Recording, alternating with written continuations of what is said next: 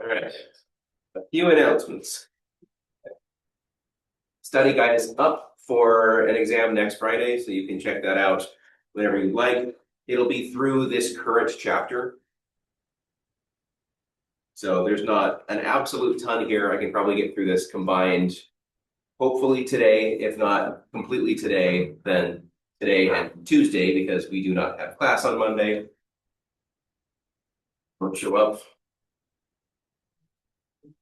What else? I think that's basically it. We have an assignment due this weekend. Yeah. Any chance you push the assignment due date to President's Day, are you already back in that? I think it's what I have at the moment is it's due Sunday, but I'm not going to make the grader work on Monday. So if people really want to submit by Monday night, that's fine with me. If it doesn't affect the scope of the class, then I don't see a reason why not. Whether I remember to go make that change, though, just remember that I said it. And if it's like, do you want to submit late? I said that, and it'll be fine. Don't worry about it. And what was the due date that you decided for the spreadsheet design? For the spreadsheet, it's going to be a week from Sunday. So, little over a week. Yes, that's going to overlap with one of the last chapter due dates, but I think that will be okay.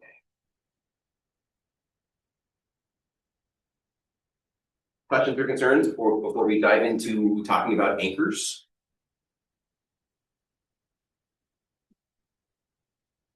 All right.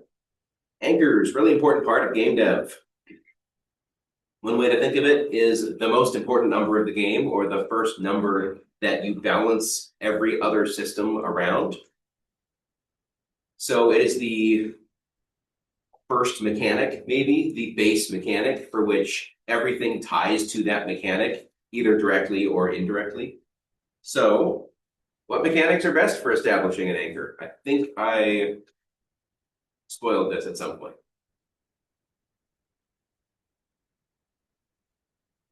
Like player points. Yeah, hit points. That is the absolute best thing to tie to usually. Hit points, health, but you can tie an anchor around currency or victory points in board games. But the most common one in a video game is the hit point or health value. Everything else is designed around that outcome, whether the player lives or dies, whether the enemies live or die. That is the big outcome of most video games.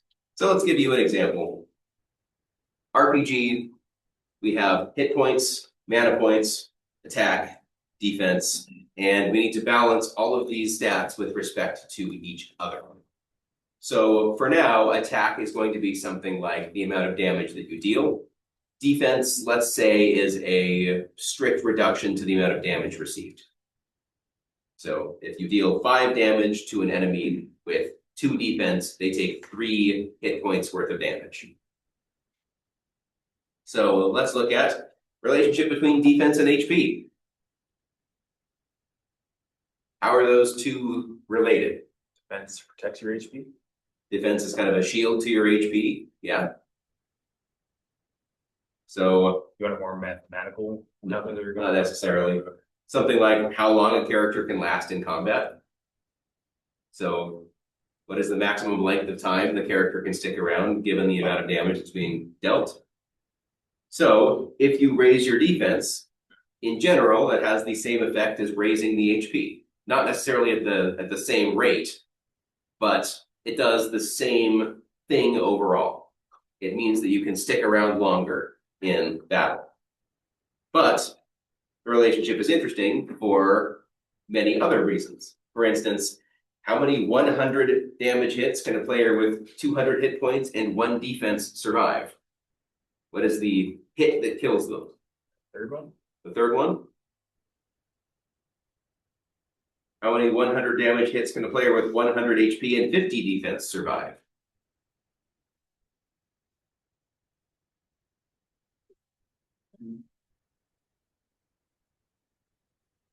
Now it's the 4th hit that kills them. Oh, sorry, 100 HP. Yeah, it's still 2 hits that kills them. So it's actually better to have 200 HP and 1 defense than 100 HP and 50 defense in this situation. You last 1 hit longer. How many 100 damage hits can a player with 1 HP and 100 defense survive? Infinite. Infinite. Really interesting. So just seeing how this relationship evolves, that you can assume that the player might be building an HP-based build, a defense-based build, a hybrid-based build, where you're trying to build both your HP and your defense in relatively equal amounts. But just be aware that there may be a point where players stop taking damage if they invest in defense enough. And it doesn't matter what their HP is. If that is a way that a player can play the game, that's, again, something you as the designer should be aware of. How about attack and HP? How do attack and HP relate? One subtracts from the other. Yeah.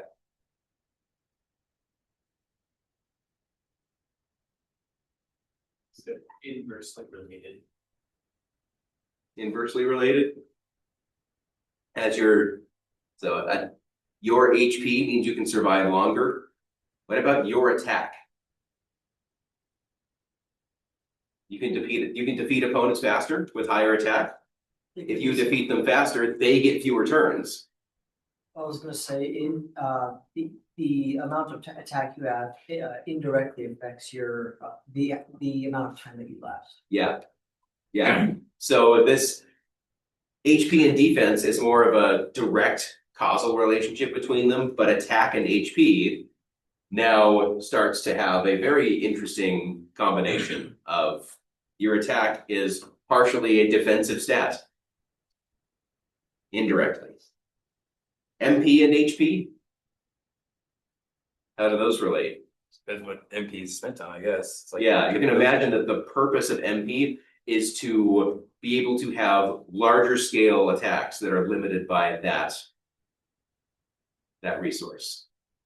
So you can't infinitely do large scale super attacks, but the more MP you have, the more options you have to be able to do more things. So you can basically convert MP into HP via a heal spell or attack via a damage spell. And if that goes to attack via a damage spell, killing things faster, that can protect your HP by giving the enemy fewer times to attack you. So note how everything kind of ties back to HP in some regard. Defense can be mapped to HP, attack can be mapped to HP, MP can be mapped to HP. This is why hit points make sense as an anchor. You can design everything else around these health values and try to balance it around the health values. So every stat has some direct or indirect effect on HP. HP is also your losing condition in most games. You run out of health, then your character has died. So think about every other stat, every other aspect of the game in terms of how does this affect HP? This is why it is frequently used as an anchor. You want to balance a healing spell against an attack spell. They do very different things, but we want to ensure that both have a reason to be used. They're both costed in a way that you're not going to want to prioritize or save your MP for one over the other unless that is the way that you have built your character or the way that you prefer to play your battles. So how much damage will the player take if they don't use the attack spell? If they use a default attack instead of the attack spell?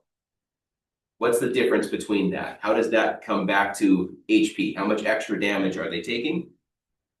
And then how much HP will the player heal if they cast the healing spell? The basic idea is they should cost about the same if they have about the same net effect on your character. If, on average, not using the attack spell makes the battle last a turn longer, then the healing spell, if it's cost the same as the damage spell, should heal the amount of damage that the enemy dealt to you with that extra turn of time. Think about from the player's perspective, when would you choose to do one over the other? When are you casting the attack spell? When are you casting the healing spell? is MP restored between fights?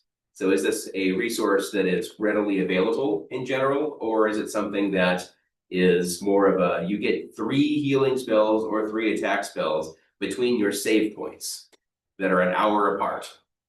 How does that change how the player utilizes that resource? So there's a bit more depth to it than this, but let's give you a case study. We're going to try to balance some weapon costs, or try to look at the effect of weapons and the currency that it costs to acquire those weapons on your hit points. So we want to balance a bunch of swords in an RPG. What should the anchor be when we're trying to balance swords? The damage. We go back to HP again. It's going to go back to HP again. In some way, shape, or form, it always ties back to HP. So yeah, the anchor should be hit points. So let's start with a value. 10 gold per point of HP damage. This is a baseline that we might use for costing things. How much more powerful should each successive sword be? We can start with making each upgrade that the player might find to be about 25% better than the last. So with rounding, we end up with a table that looks kind of like this. Sorry, this is without rounding, and then this is with rounding. So let's take a look. We have a sword plus 1, a sword plus 2, a sword plus 3, plus 4, up to plus 8. We're not going to name them yet or give them more interesting values than that, but here's a damage range, and we're going to base this off of the maximum damage that it can deal. It can deal half of the maximum damage as its minimum damage, up to the maximum damage, and will cost the sword, price the sword based on that maximum damage at 10 gold per point of damage. This gives you a baseline for the cost of 9 swords.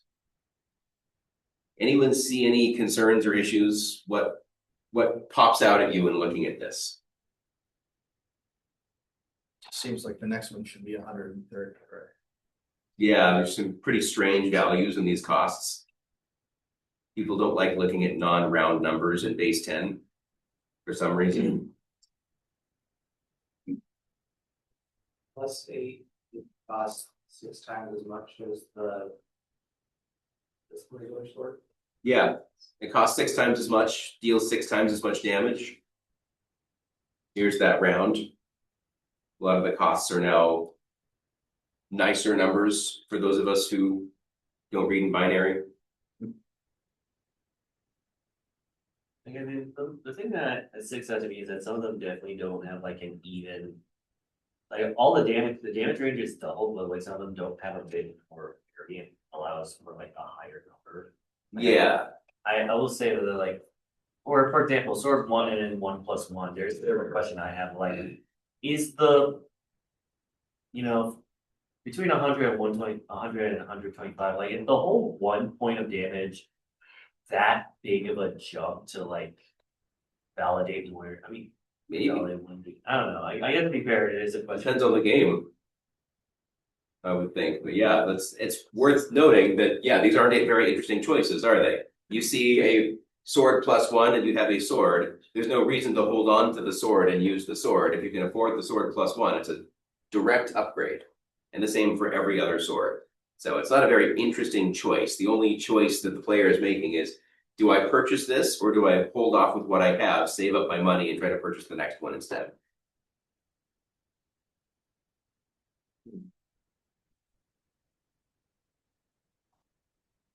So yeah, progression is boring. How could we modify this? So let's spend a few minutes in class with a design exercise. We're going to use this baseline. We can incorporate the rounding here, but try to change up these swords and these values such that the decisions are a little bit more interesting between swords. So while you do kind of want a progression of increasing power so that the player feels like the choices that they have lead to increasing power, how could you change up these swords with respect to the swords that are around them to make the decision of whether to upgrade or not more interesting? What variables do we have at play? What changes can we make? So take a few minutes to think about that. See if you can design a few fun swords Mhm. that make this a little more interesting. We have much liberty with what they can do.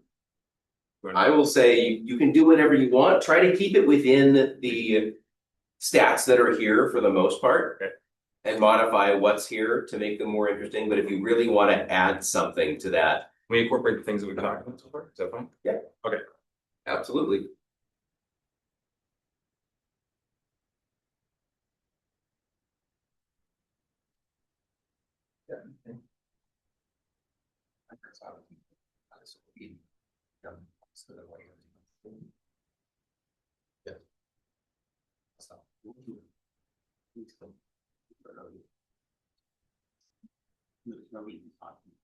Unless the damage is so big, lower the card. So what I was thinking was we could have two swords. Basically divide this into two, right? And have two compensating swords, each time cost the same amount. So the first two swords cost 100. Both of them cost 100. But the first one was 7 or 10 each. So and the second one does 3 or 13. So it's having higher very better. Yeah. You should since you can shoot so it's consistent with its last name, but it's less consistent. So it's like you can go, oh, something can make swing kind of like attack time, like oh, something that's not that much. But then you get the sway a bunch, you get a maybe make up for some of the damage per second, but then the other ones they could do a lot of damage, but they don't sway as much. Yeah. I mean, that's kind of.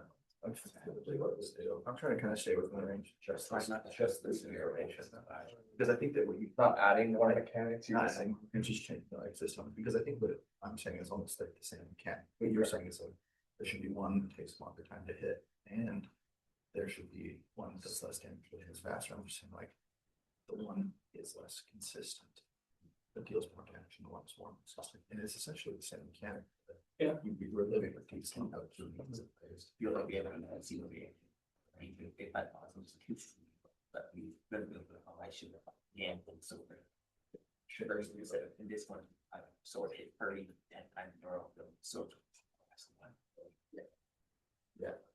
Or like, I mean, I don't know if you add twice as many swords, you can keep the swords, group them into. Yeah, I was. I don't know. He was making big concepts, you know, we would see we probably don't buy because we put price increasing the increasing chain. Filming those games, they put 5 versus 6 to 13. Most games would have been to make a good difference. What was proxy after 30 gold 2 for the third. Yeah. So maybe up the, host or stuff, we can grow that. But we just increase the percentage, just like 1.7. So kept it in instead. Yes, so there you go. That's so I think I look at it, right, that's it. If you try to only oh, it's a larger. What do people come up with? I hear some good rumblings going on in class. You could make, I mean, it's not like that well thought out or anything, but for like your first upgrade, you could have like, a sword that maybe just does like a +2 sword that has a bonus to damage. And maybe it costs like 150 gold. And then you could have an alternative sword for the same price that has the same damage as the original sword, but instead it also inflicts damage to the enemy's magic points. So it can drain their magic points instead. Okay. So then you can make a build around just draining magic. And then it's like, that could give you an advantage somehow, Okay. Yeah, I like it. Our idea was that you change the prices, bring them into groups of 2. And the prices are the same, so the first 2 would be 100, the second 2 would be 160. Or whatever that, they figure out exactly what it is, but the first sword, one of the swords would be very consistent, so it'd be like 7 to 10 damage. And the next sword would be less consistent, it would be like 3 to 15 damage or 3 to 13 damage. So one sword's super consistent and does less damage, while the other one's less consistent but does more damage. Interesting. So the 3 to 13 would actually deal less damage than the 7 to. Okay. Interesting. Yeah, We so would need to work with those consistency is a numbers to good balance thing. it. Yeah. Consistency is usually worth something. So if you're going to have something that is inconsistent, you want to, in general, have it deal more damage than the thing that is more consistent. Yeah. Why does that make sense?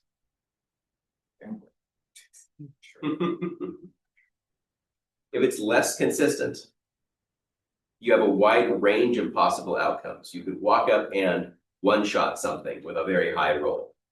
You could get fairly unlucky, low roll, low roll, low roll, low roll, and have a combat play out longer. If you're going to design something like this, then what are you anticipating a player who chooses this? Why are they choosing it? You have to design the rest of the game around this lack of consistency as an opt-in from the player.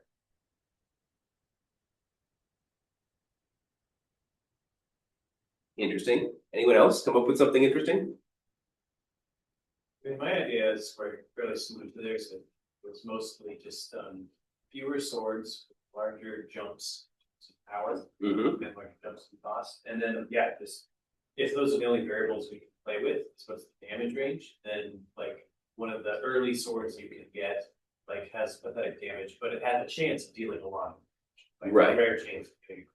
Yeah, so you can start messing with the range of possible damage values. Yeah.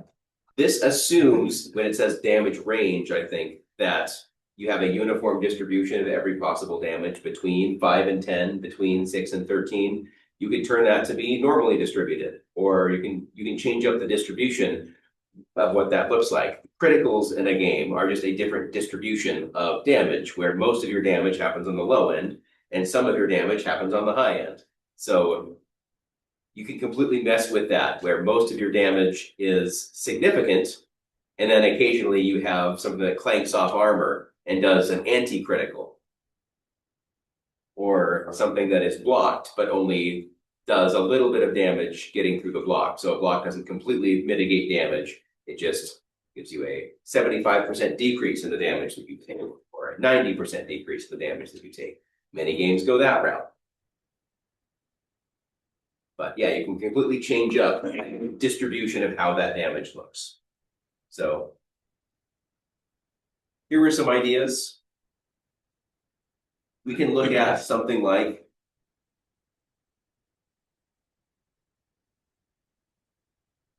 we have a special sword that is now available partway through the game that has a massive damage range. It's pretty consistent with its minimum damage, but has a significant maximum damage. This would be a sword that someone could grind for at the middle of the game and acquire it as early as the middle of the game if they wanted a power spike and or to decrease the difficulty of the game.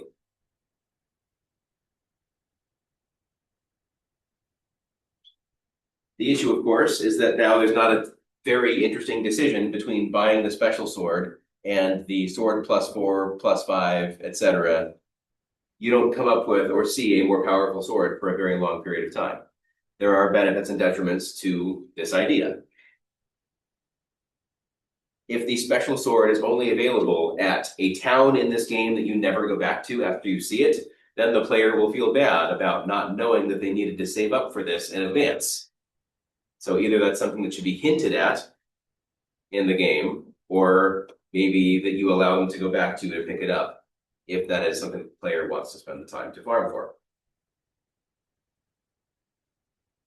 But you can note that you've made this distribution based on something mathematical. So the baseline for these swords was based on some mathematical curve.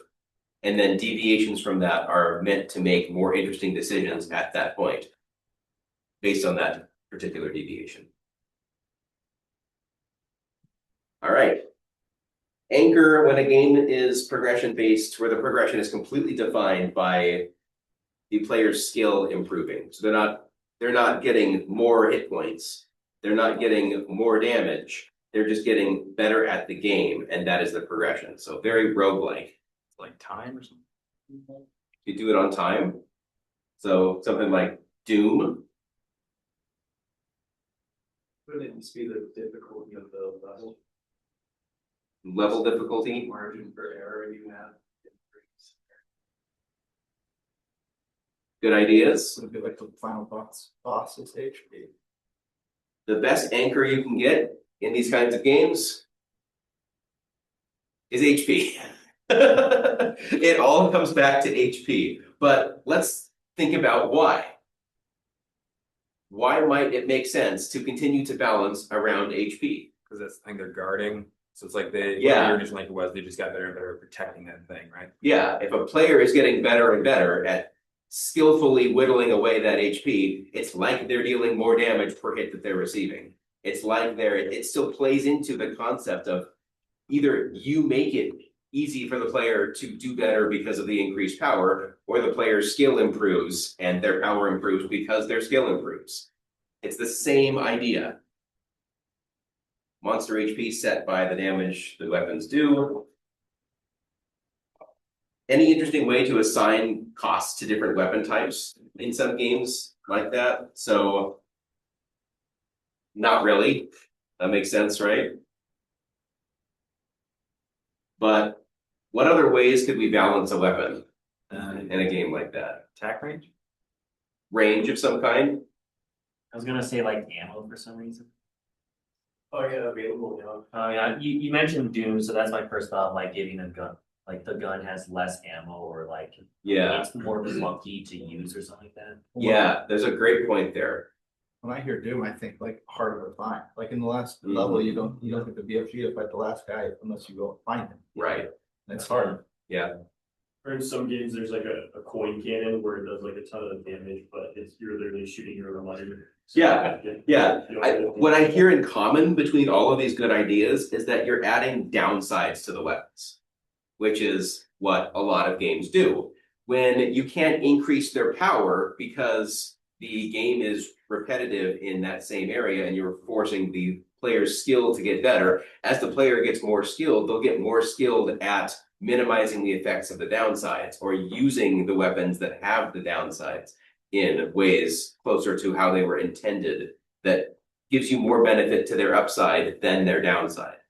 One idea that wasn't mentioned that was used in a Doom mod, you could have a weapon that, when you shoot it, it either does a whole lot of damage or does no damage or does damage to you. Like it's kind of like a roulette kind of. Yeah. Realism. Yeah, interesting. Yeah, so designs in skill-based games like this, you want to give players very different approaches and different values of, so for instance, a player using a shotgun has to be at close range, takes a long time to reload, so mistakes are heavily punished, has a small magazine size. Rocket launcher cannot at all be fired at close range without killing yourself.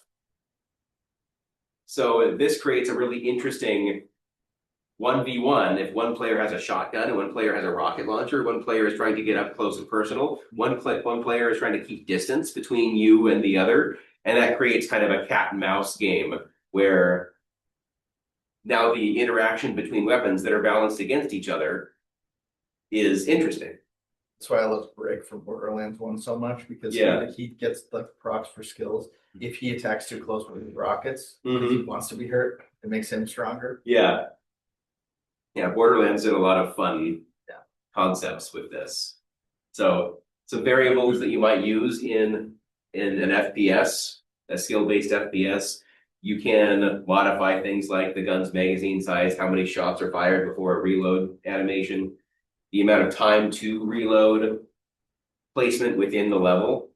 So if you're running to get the highest powered weapon, you're not going to pause for deviations for the medium powered weapons, which means that if someone gets to you on your way to that, you're not going to be as well prepared to defend yourself because you haven't been upgrading with weapons that you've been finding because you beelined it for the best gun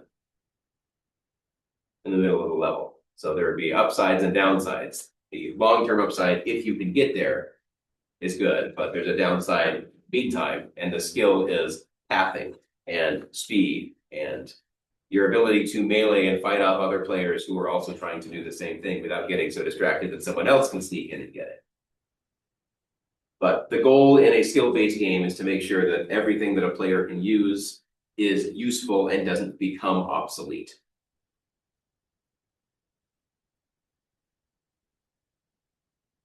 Next idea, comparative anchors.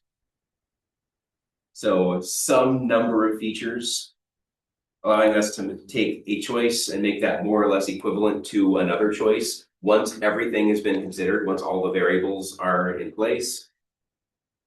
So let's give you an example. In an RPG, you're choosing your starting class, race, profession, etc. Let's look at a table, and the stat sum could be a potential comparative anchor.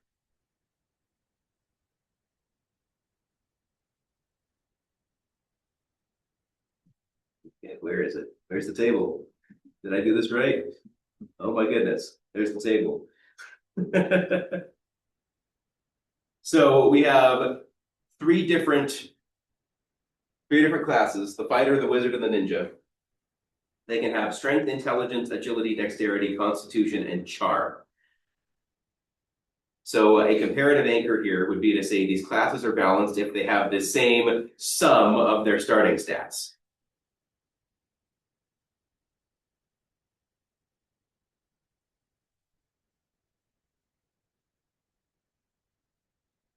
So what is a problem with using that as a comparative anchor? Some of those stats might be better in the game than others. Yeah, they could be balanced to do very different things. Strength is the only one that deals any damage whatsoever.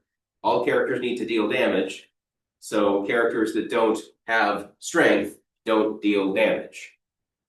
Why does a fighter need intelligence? You know, like you might as well set that to 0, and then all of a sudden some is. Depends on what intelligence does. I think, yeah, we have to know what each of these stats affect within the game. That's the more information that we would need to be able to answer the question. I was gonna say something similar, where certain, depending on how the game works, certain min-max builds might have like a low sum of stats, but still be super effective. And certain like generalist builds might have a really high stat sum, but not be effective at all. Yeah. Just an anecdote. I think like in Fallout 2, if you do high strength but low intelligence, it actually changes all the dialogue where it's like Yeah. you're a moron and everybody else is really smart and you can't understand anything. Yeah. Yeah. So I've always enjoyed playing around with that kind of role playing. So that's especially funny. yeah. Yeah, the only reason that the fighter looks like it has lower stats than the others is that it only has a 12 for its charm. And that is the entire difference between the fighter and the ninja. And the wizard with 80 charm has just lower stats than just about everything else across the board, which is a little strange. So I think we need a lot more information to know whether these are balanced, but you can use an idea like this as a comparative anchor. You just have to have some way of knowing that these stats are balanced against each other for each class. Each stat has a value to each class that is real and comparable to the other stats. It's just that certain character classes will want to focus on certain outcomes as the way that they're going to play the game. Any other thoughts on this? Yeah. I mean, this also doesn't like count for like starting equipment as well. Right. Like in Elden Ring, the best class, it has the highest stat sum, but it has to start with no equipment at all. But it's widely regarded as the best class. Yeah. Yeah, and you can differentiate between an easy beginning of the game and a more challenging middle or end of the game, and an easier beginning, more challenging beginning, etc. Yeah. So systems, of course, interact with each other. It's not just your starting stats are everything. There are often times where we're exchanging resources between systems. So things like the resources that have value within a combat system, the resources that have value within a physics system, or an exploration or mapping system, or an economic system, or a dialogue system, or a narrative system. Games frequently have multiple of these systems, and you can design them in such ways that a resource that you collect in one system has value in another system. Or you can spend a resource in one system that affects another system in some capacity. Any examples of that? that you're aware of?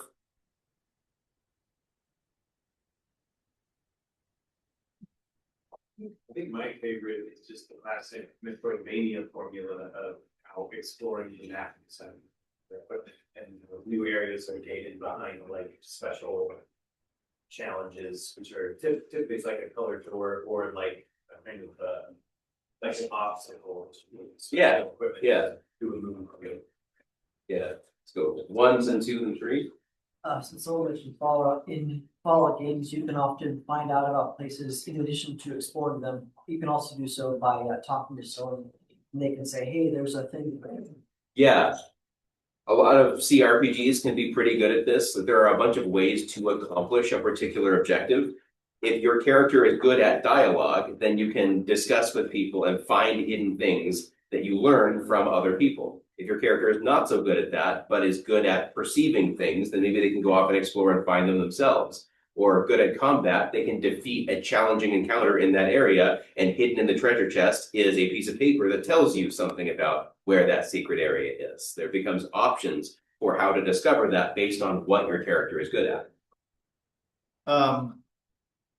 Like paying people off in conversations in games like I've been playing a lot of The Witcher lately. Yeah. So like, that's like totally the economic system of the game invading the Yeah. narrative system or the dialogue system, because you're like, I could beat you up or I could pay you. Yeah. And Also- it becomes interesting because then you go slay monsters so that you can sell their hides, so that you have money, so that you can bribe people to get information. To kill get more them- monsters. Yeah. Yeah. Yeah, it's a very interesting way of seeing the world, but it's atmospheric and makes sense within the Witcher's narrative world, which is that's how the gameplay builds into the narrative in a way that makes you feel kind of like an outcast. Yeah. So lots of ways that you can create interactions between systems. So good game designers will find ways to take an idea and spread it between the different systems so that a player can focus on something through the different systems because that's what they want to do, or it's what the game tells them to do. So I actually tie this thought a lot to software integration. The systems are developed and tested and balanced alone, rather than thinking about how they would interact together. So you can develop them by themselves, but then go through an integration system where you say, how do we want these systems interacting with each other? How should resources be flowing between these independently developed systems? But that should also be part of the design. You want to be planning for the integration at the design phase. So it's, again, very similar when you're designing a game. And just like in software, there are surprises at the integration step that, wait, this doesn't work the way that I thought that it did. So plan for debugging that in advance. Let's give you some real world examples. Who is familiar with rocket jumping in FPSs? Yeah. Lots of people do it. But how did that come about?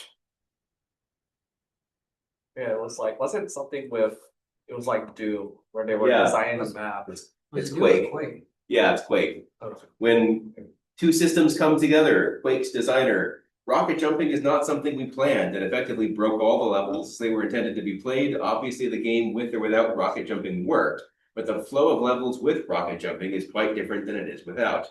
So in Quake, when a rocket hits a surface, does an area of effect damage roll, and physics pushes objects away from the area of impact. So when players point the rocket at their feet, jump, and then fire the rocket below, the physics pushes them farther into the jump. Players take damage from the area of effect, but the benefits of rocket jumping outweigh the damage that it does, because you can traverse the level in ways that it was not intended to be traversed. Any thoughts on that, or how different design, like you designed an outcome for one thing and then players use it for something else? That is, again, as a designer, your responsibility to figure out in advance that, of course, players are going to use this way. It does seem kind of like intrinsically balanced though, because if you rocket jump, somebody can just like shoot you. You don't have any armor now, and you're just dead. Yeah. Yeah. If you balance the damage that the area of effect does, this could become an intended game mechanic. Like also, Quake was multiplayer, right? Yeah. Yeah, I've never played it, but like when everyone else is doing it, at some point, Yeah, it It's becomes balanced, meta. it becomes balanced because you're like, everyone else is also doing. Right. Yeah, and there are some mods that are designed with the map square that require you to do rock jumping in order to proceed. So bunny hopping is another similar phenomenon, traversing a level at an ever increasing speed. Player presses the key to move forward, turns the mouse left and right while jumping, and because of the physics engine, the angular velocity of jumping translates into faster forward movement. Timing, turning, jumping keeps the velocity increasing beyond what would be the maximum allowed movement speed by pressing just the movement key alone. So as an example, players normally traverse levels at 320 units of speed, but by bunny hopping, players can traverse at 3 to 4 times that speed. And if you see competitive players playing, then they are certainly utilizing every possible exploit that the physics engine allows to do it. So bunny hopping also caused by a bug in Quake. Quake was buggy. Yeah. Sometimes intended interactions between systems can have real-world negative consequences. Prior to 2010 release, coin drops in the web and mobile game Ravenwood Fair were deliberately very generous to facilitate the game's testing. With lots of coins, developers and external testers could easily purchase items and speed their way through the game. About 2 weeks after launch, the generosity ended and the drops were set to a more appropriate level. Surprisingly, the actual income of the game plummeted by more than 50%. Designers immediately rolled back the change as they tried to figure out what had caused the profound effect on monetization. The answer? With loads of coins to spend, players likewise purchased loads of buildings. However, these buildings required balloon payments to complete. Otherwise, they sat there looking half-built. Balloon payments consisted of other resource drops in the world which were not nearly as easy to come by as coins. So to clean up the world, make it more aesthetically appealing, players spent real-world currency to purchase their way through the balloon payments. With fewer coins in circulation, players purchased fewer framework buildings and were therefore not inclined to spend actual money to purchase their way through the balloon payments. So the coins needed to be at a generous level. It was balanced around that point in its testing. And when you make those changes to try to make it a little bit more challenging to do, in fact, players changed how they were playing the game, and that ended up having a monetary effect on the game's monetization, which is interesting. So how do these things all tie together? That's what you need to think about when making important game-changing decisions. All right, last thing we'll talk about in anchors is the concept of granularity, which in this context just means how close one number is to another. So we're going to look at a couple of different leveling systems, and we should look at and try to find the pros and cons of each series of leveling. So here they are, 2 leveling systems. Level 1, 2, 3, 4, 5, 6, and the experience required. Again, we have no other context with regards to what these numbers mean. Assume that the game is designed around these experience values.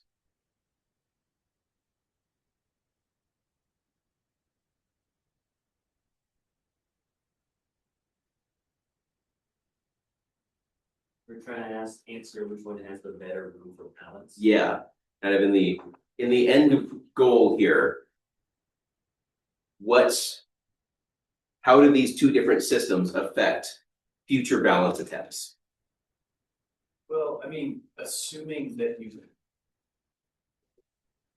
the curve is identical once just scaled up. Right. To a factor of 100. I guess it really depends on how much XP you're getting, but it does make me think that the one on the left is more gradual. But Yeah, interesting. I feel like they're actually really the same curve. The same curve mathematically, for sure. 1 and then back 2 and then 3. Correct. I was thinking that the one on the right definitely seems like it was better for balance, because if you wanted to, oh, maybe we should have this, or maybe we should increase it or something like that, then 100 would become 50. But then if you do that with Yeah. 1, it becomes half, and then you have to design around that. What does a half experience point mean? Yeah, what would that do? Yeah. Change that. Yeah, the back. Along the left, in order to make it work, you have to somehow design your, this is that. You have to do so much stuff in order to get one experience. Otherwise. you lose Yeah. 15 super fast. Yeah, I mean, like, there, I feel like there would be, the room for balancing is exactly the same, because realistically, you could just make these things. You could make every enemy worth 0.01 experience, but like, it's not as good to look at as yeah, players will actually react negatively to that. Yeah, That's where you want to write, assuming we don't want to do, oh, you got like 1/3 of an experience point, but no one likes to see that. The one on the right allows for, since there's a bigger like range, you could have more, if you want to add in a new system that also gives experience, like a Right. skill system. You can then have it, or something that's faster or slower. You could then make it like a fast activity, but it only gives like 5 or 10 on the right system, and a slow one, Yeah. like 9. Yeah, but I think in this case, it all comes down to like, what's better to look. Because like, Yeah. in the sense of numbers, I think they're. yeah. Keeping things as integers is usually a good choice for people who don't look at numbers all day. Well, and also just in general as a player saying, oh, I got to 1,000 experience is a lot more like, seems like more like of an achievement than, oh, I got 10 points, like. Right. Yeah, the real takeaway from this is that when your granularity of something like this is too low, if you want to balance or make additional content, there's no place for something between levels 2 and 3 in the left system. You can't add a system to that without dividing all experience by some amount, or maybe multiplying experience by some amount to make it look something like the right-hand side. The only room for growth in this system is at the end of the game. You could release an expansion that increases the level cap beyond 6 to 7, 8, 9, and keeps a fairly similar curve to this, and that is allowed by the granularity of the level curve. But on the right, there are many points that you could insert something in the middle of and balance around it, because there's a lot of integer room in that.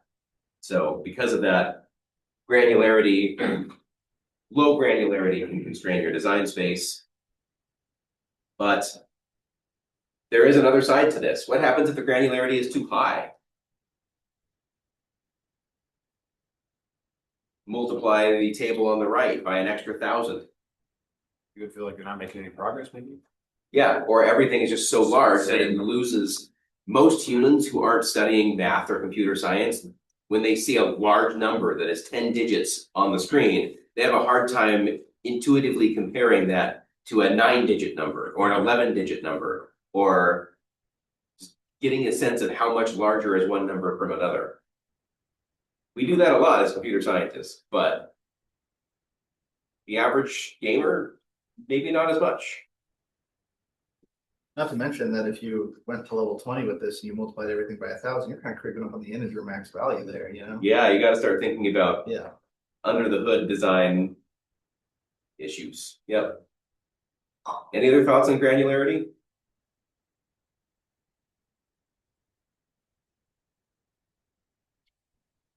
All right, well, this is an excellent place to stop because we're right at the end of the anchor set of slides. So I'll go reveal this so that we can study it in advance of the exam next Friday.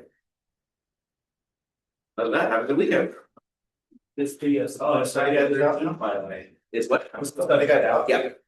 Or is, last time I checked last night, the exam was still working. It's I can talk to you about that. yeah. So